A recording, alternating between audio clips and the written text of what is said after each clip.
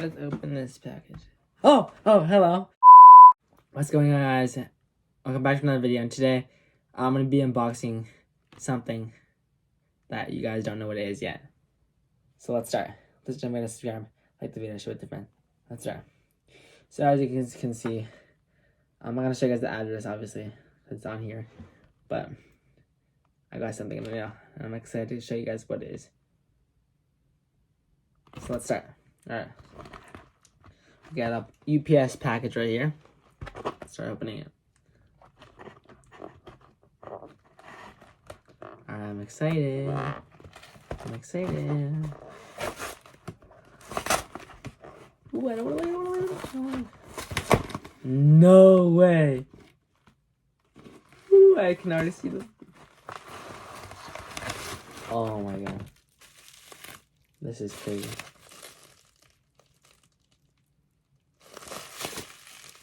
Oh my god. So as you guys can see, this is a book I've been working on for a few months. And I got to self-publish it. I got it to be self-published. And here it is. It's called Rise of the Garbage. Well, I guess you guys know my name right now, but it's fine. I'm sure you guys already know. Yeah, here it is. Rise of the Garbage by Avi Bolt. And yeah, here's my book. What I used to publish this book is called Scribblet. I'll put the link in the description link down below in the description for the website I used to publish my book. So you guys can publish your own book too. Now, let's get to the reading of the book. Okay. Oh my god, this is crazy. Rise of the Garbage by Avishai Ebner. Alright, here it is. Alright, let's read it. Rise of the Garbage by Avishai Ebner.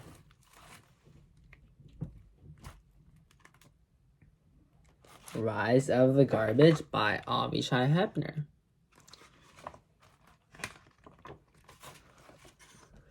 For my wonderful family.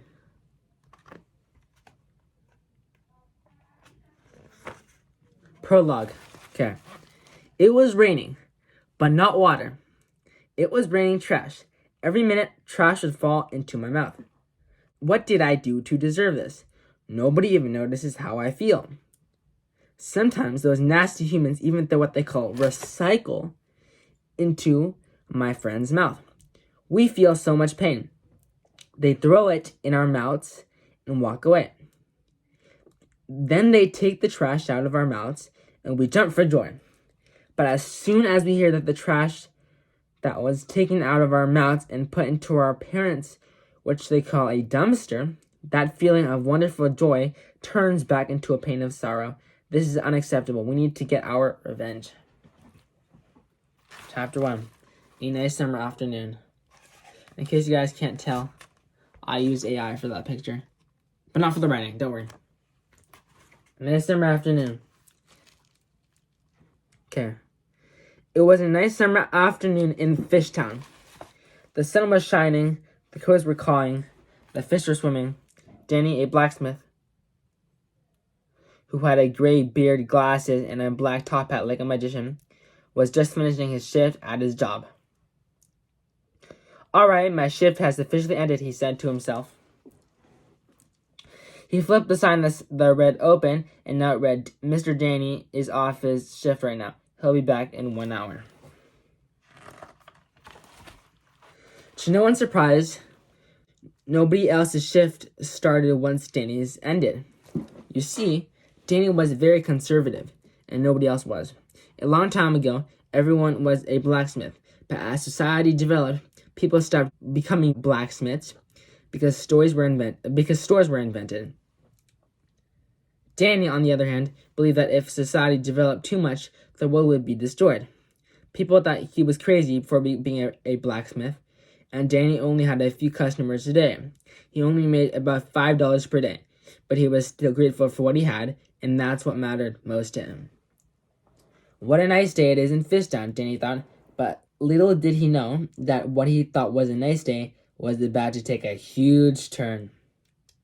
Chapter 2, Danny's Dream. Danny's Dream. No picture there. Danny's Dream. It was nighttime. Danny was in his house. He lived alone. Danny had been married to the love of his life. Her name was Scarlett. But when Scarlett realized Danny didn't like the way society was, they divorced, leaving Danny's house to himself. Danny was already in his pajamas and brushing his teeth. As he was brushing, he felt lightheaded. The lightheadedness only got worse and worse. Eventually, he lost his balance and began to stagger. He felt one extremely long shock on his forehead and fell to the ground. He had passed out. While Danny was passed out, he had a dream of all his friends standing in a column, and there was a loud boom. One of his friends fell dead to the ground, causing the domino effect. Once all of his friends were dead on the ground, he saw standing behind them was a trash can that had become alive, holding a gun. Danny was furious. He ran aggressively towards the trash can, but then Danny had awoken. Next chapter is called The Outbreak of War.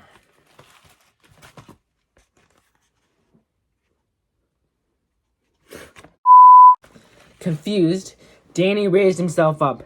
The lightheadedness had gone away completely. Physically, he was perfectly fine, but he was still very confused. Why was I so lightheaded before that dream? He thought to himself. And why did that dream feel so real? Suddenly, an alarm went off in his house. There were a couple of beeps, but then there was a voice from the commander of the United States Army on the speaker.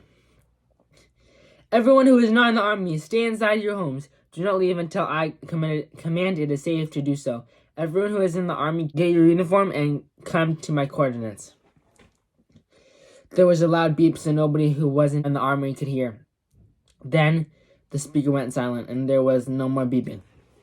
Danny was in shock. It can't be that bad, he thought. He started to walk towards the door, but as he was reaching for the handle, he heard gunshots. Danny started panicking. He quickly locked the door as if locking the door would keep him safe from the bullets, and went to his room. Danny peeked out the window, and what he saw from across the United States Army was his worst nightmare. What he saw were thousands of living trash cans with swords in their hands fighting against the soldiers. The trash cans had eyes, a nose, and a mouth, but that's not what freaked Danny out the most. What freaked him out the most was that there were thousands of them, possibly millions. Danny had never seen the United States Army fight so hard against trash cans. How did they become alive? Danny thought. Suddenly, Danny heard a few words on the speaker that scared him to death. What he heard was this: "This is World War III." Danny ran to his room, feeling petrified. He turned on the TV, knowing this had to be on the news. When he turned on the TV, he saw the news. The headline read, "Trash cans start World War III." Living trash cans across the globe are trying to take over the world, the reporter said. We don't know for sure how these trash cans became alive, but there are some rumors that aliens secretly came to Earth, hypnotized the trash cans into becoming alive, and left. The reporter concluded with, "We don't know how long this world will take, but if you follow our news, we will tell you when it's over. We will also do daily updates, so follow our daily news to keep yourself updated on what's happening across the globe." This is the next chapter, World War III. Outside of Danny's house, the United States and British armies fought for their lives. He found out there were about 100,000 United States soldiers, 80,000 British soldiers, and 1 million trash cans. World War III went on for days, but then days turned into weeks, and weeks turned into months. Months turned into years. It seemed to Danny and to every soldier fighting that the war would never end, or even that it would, but no human would witness it because all people would be dead, and the trash cans would take over the world. It has now been 10 years since the war started, and no civilians have left their house. Everyone's going insane. At this point, there are now 50 million deaths in the entire world. Danny was getting ready for bed. He put on his pajamas, brushed his teeth, lay down in bed, and within seconds he was asleep. While he was asleep, he had a dream. In his dream, his dad's spirit came into his room. Even though his dad was dead, they could see each other and touch each other. His dad sat on the bed, and Danny opened his eyes. However, this was still part of his dream. Danny started to cry with happiness. He hadn't seen his dad in so long. and the fact that his dad could see him was the reason he was crying. "Oh my god, I miss you so much," Danny said, and they gave each other a hug. "What are you here for?" "I'm here to tell you that you are the only person who can end World War III, and I'm here to tell you how to end it." "Who am I to end this war? I'm not strong enough."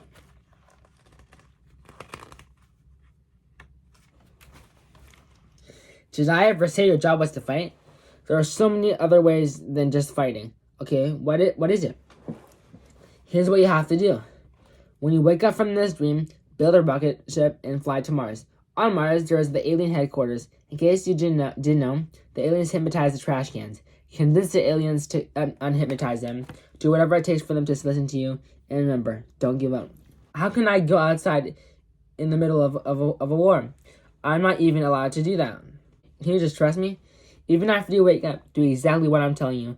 Because everything I'm telling you is true. Do you promise to do as I tell you? I promise. Danny and his dad hugged each other one last time, and in the middle of the hug, his dad disappeared. At this point, Danny was just hugging the air. A tear dropped down his face, and he woke up. Although Danny was sad, it was just a dream. He was happy he got to see his dad at all, and he had to keep his promise, so he got to work on making his rocket ship. End of the chapter. Next chapter, Alien Headquarters. 6 months later, Danny's rocket ship was finished and ready to launch. He used some of his blacksmith skills to build it. Even though he spent 6 months making his rocket ship outside, nobody noticed him. However, he knew it wouldn't be so discreet once he started to fly. Or if he would fly, I should say, because Danny still wasn't sure if this rocket ship would fly. He just had to hope for the best. Danny was in his front yard. When the coast was clear, he went inside his one-person rocket ship and sat down. Even though there wasn't anyone else inside, he wanted to count down just to make it dramatic. He was prepared for takeoff. So all that was left to do was the countdown. Taking off in 10, 9, 8, 7, 6, 5, 4, 3, 2, 1, 0. He pressed the takeoff button, and the rocket ship launched into the air. It worked. All 6 months of building hadn't been put to waste. Danny was relieved. Within minutes, it made the news. An unknown rocket ship is leaving Earth, the reporter said. No one knows who is inside or why this is happening, but you hope to find answers as soon as possible. The rocket ship entered the atmosphere. It was about to enter space. It was going higher and higher at a top speed of 10,000 miles per hour, and the sky was getting darker. Finally, the rocket ship entered space and was going towards Mars. Danny wasn't scared. He was amazed at what the planets looked like compared to the drawings of them that he was familiar with. Danny landed on Mars. He could see the alien headquarters. He put on his space suit, and before he opened the door, he remembered his father's words. Convince the aliens to unhypnotize them. Do whatever it takes for them to listen to you, and remember, don't give up. Danny opened the door of the rocket ship and took his first step on Mars. Still remembering his father's words, he walked towards alien headquarters. Danny had a plan to convince the aliens. His plan was to not mention a single thing about hypnotizing, have a good time with the aliens, and then, once Danny had a connection with them, ask them in the nicest way possible to unhypnotize. When Danny approached the alien headquarters, 2 alien guards stood in a fighting stance ready to fight. But that wasn't Danny's plan. "I've come here in peace to talk to the alien headquarters general," Danny said. The alien guards let him through. Then he walked through the hallway and into the alien headquarters general's office. The alien general wasn't really willing to be with a human, but eventually Danny taught and convinced him to play Uno. At first, the general wasn't really having that much fun, but over time, Danny noticed an alien started to smile on his face, which Danny could tell was a sign that the alien was having a good time. They played game after game, and at this point, it had been an hour. Danny started to worry about the soldiers. The point of coming here wasn't to play games, it was to convince the alien general to unhypnotize the trash cans. "I think it's time," Danny thought to himself. "Could I ask you something?" Danny asked the alien. "Of course," the alien said in a friendly tone. Danny could tell by the general's friendly tone that he now had a connection with him, which was a good sign. However, that was only the first step. He still had to convince the aliens to unhypnotize the trash can, which was much harder. "Look, man," Danny said, Long story short, could you please unhypnotize the trash cans? I know you have a heart, and those people on Earth, those people on Earth will all die if you don't do something. So if you care about me, then could you please unhypnotize the trash cans? Doing that will cause the trash cans to return to normal and will stop killing everyone. So could you do it, please? Your wish is my command, the alien general said. At first, Danny thought he was joking, but when he started talking on a speaker on hypnotizing the trash cans, he realized the general was being serious. Every person on Earth thanks you, Danny said. Anything for you, the alien said. Danny left alien headquarters, went back to his ship, and started the countdown, taking off in 10, 9, 8, 7, 6, 5, 4, 3, 2, 1, 0. As the ship was taking off, Danny saw that all the aliens came out of their headquarters and were waving goodbye. Danny waved back, and the ship left. That's the end of the chapter. The surprise. Wonder what the surprise is gonna be. Danny entered Earth's atmosphere, and when he got to Fishtown, there was an entire crowd clapping and chanting his name. Danny was confused about how everyone knew what he did, but he was happy that he wasn't in any sort of trouble. When Danny got home, there was a surprise waiting for him at the door. It was a surprise he least expected. The surprise waiting for him at the door was his wife, Scarlett. "What are you doing here?" Danny said. "I'm here because I think it's time we retry our relationship," Scarlett said. "I've seen what you did up there in outer space, and I'm very impressed. So I thought, what better moment could we retry it than at a time where you saved the entire planet? Is that okay with you?" "Of course," Danny said. "But if you don't mind me asking, how does everyone know what I did in outer space?" "Let me show you," Scarlett said. Scarlett and Danny walked over to the TV, and when Scarlett turned it on, Danny saw that he was all over the news. A blacksmith named Danny built his own rocket ship and went to outer space, where he convinced the alien headquarters general to unhypnotize the trash cans, the reporter said. "You heard that right. The theory was correct. Aliens hypnotized trash cans to become alive, and because of Danny convincing the aliens to unhypnotize them, World War III has ended, and it's safe to go out now. How did Danny figure out that the theory was correct? We don't know, but we're looking forward to talking to him sometime so we can answer our questions." "Wow, I didn't know I was all over the news," Danny said. "Well, you are," Scarlett said. "Every human on Earth shows their appreciation to you." Scarlett and Danny went on to live a normal life, and they even had a child named George. Meanwhile, every human on Earth still hasn't forgotten what Danny has done for them, and they will never forget. They will continue to remember until the end of time. The end. Okay, now time for the About the Author. Here's a picture of me and Watson for the About the Author. Now, I just want to say, when I read this, I'm not bragging, okay? I'm just putting this in the book. I just wanted to make it funny and put it in the book, okay? So let's go. Avi Shabner is a famous YouTuber. His YouTube channel is called Avi Bolt. It has over 4,000 subscribers and over 90,000 views. His YouTube channel is especially famous in Finland. He loves his dog Watson and can't stop petting him. When he's not home for the week, his mom FaceTimes him on her phone. Shows Watson laying down for belly rubs, and obviously says that he wishes he could pet Watson. He could pet Watson through the screen. Then when he gets home on the weekends, obviously and Watson reunite and have the best weekend ever. All right, that's it. That's the end of my book. You can see the end, like the very back of it. I can show you. Okay, I'll read that to you. This is the last day, and then I'll end the video. Follow the journey of Danny, a conservative blacksmith living in Fishtown, who becomes an unexpected hero in the midst of a global crisis. Alright. Okay, that's my book. Hope you guys liked it. Where can you guys get it? You can't, because it's mine. And I'm not going to sell it because I don't want to. And maybe when I get older, I'll sell it. But no, not right now. And yeah, so... But yeah, you guys heard it, and that's the most important thing. And yeah, so please remember to subscribe, like the video, share with your friends, and goodbye.